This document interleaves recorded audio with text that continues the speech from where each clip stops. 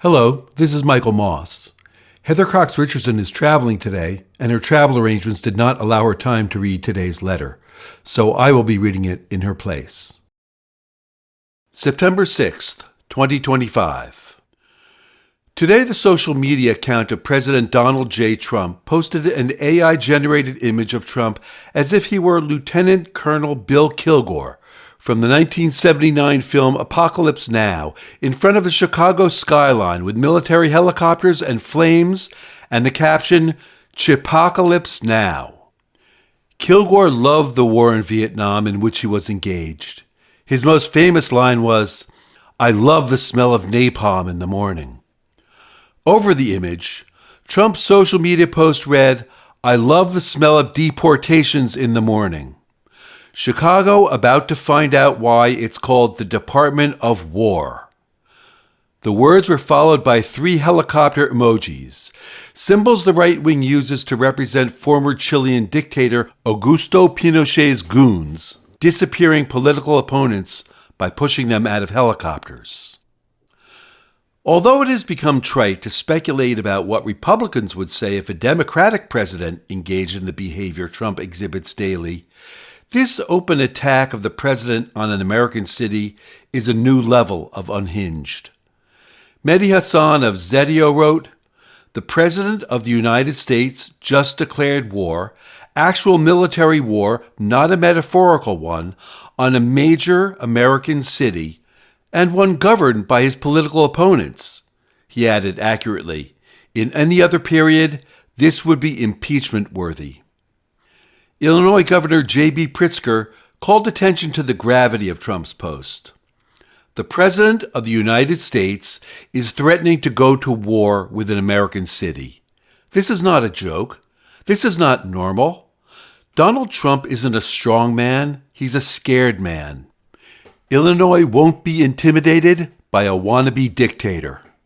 Under the words, "Know your rights, Illinois," and "Stay safe and stay informed," the governor's social media account posted information about Americans' rights in both English and Spanish. Trump's threats against American citizens are outrageous, but they also feel desperate. Trump's popularity is tanking, the economy is faltering, Health and Human Services Secretary Robert F. Kennedy is facing a chorus of calls to resign or be fired, and the American people are taking to the streets. Thousands of people turned out today in Washington, D.C. for a "We Are All D.C." march to protest the presence of troops in the city, and in Chicago for the "Chicago Says No Trump, No Troops" protest. The protests are notable for the sea of signs the peaceful protesters carry. And then, with Congress back in session, there is the resurgence of the issue of Trump's appearance in the Epstein files. Last week, the White House warned Republicans that voting to release the Epstein files would be viewed as a very hostile act to the administration. Yesterday, Trump reiterated his claim that the agitation for the release of the files is a Democrat hoax in order to deflect and distract from the great success of a Republican president. Also yesterday, lawyers for the Justice Department asked a federal judge to keep the names of 2 associates who received large payments from Epstein in 2018 secret. Days before the payments, the Miami Herald had started to examine the sweetheart deal Epstein got in 2008. One associate received a payment of $100,000, and the second received $250,000. As part of his plea deal, Tom Winter of NBC News reports, Epstein got a guarantee that the associates would not be prosecuted. Last night, Trump hosted the inaugural dinner of what the White House is calling the Rose Garden Club, in the newly paved White House Rose Garden, telling those assembled that they were there because they are loyal to the president. "You're the ones that I never had to call at 4 o'clock in the morning," Trump told them. "You are the ones that have been my friends, and you know what I'm talking about." Yesterday, talking to reporters about the Epstein files, House Speaker Mike Johnson, a Republican of Louisiana, said that Trump was an FBI informant trying to take this stuff down.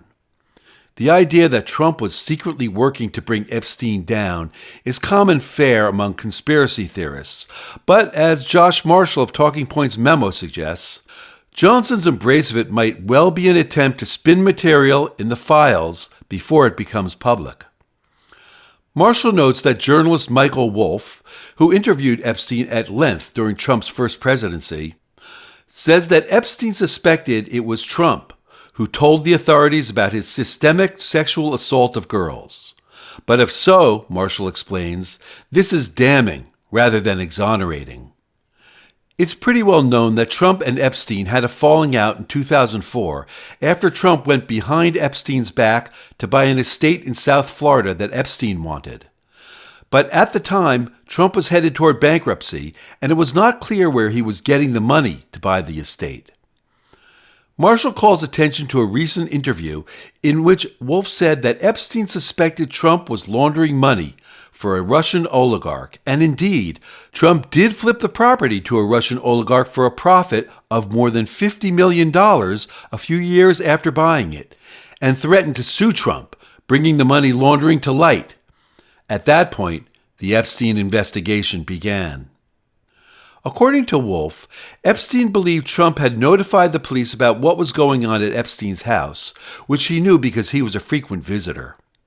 Marshall speculates that Johnson mentioned that Trump was an informant because that information could well be in the files the Justice Department has, and they're trying to spin it ahead of time to make it sound like Trump was a hero. But both Wolff and Marshall note that if indeed Trump turned the FBI onto Epstein, it shows he knew what was taking place at Epstein's properties.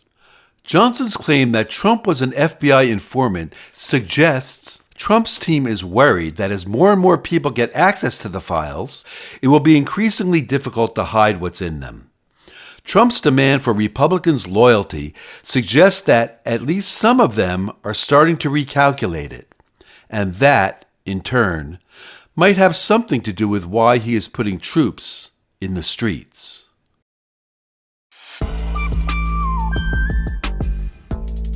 Letters from an American was written by Heather Cox Richardson. It was produced at Soundscape Productions, Dedham, Massachusetts. Recorded with music composed by Michael Moss.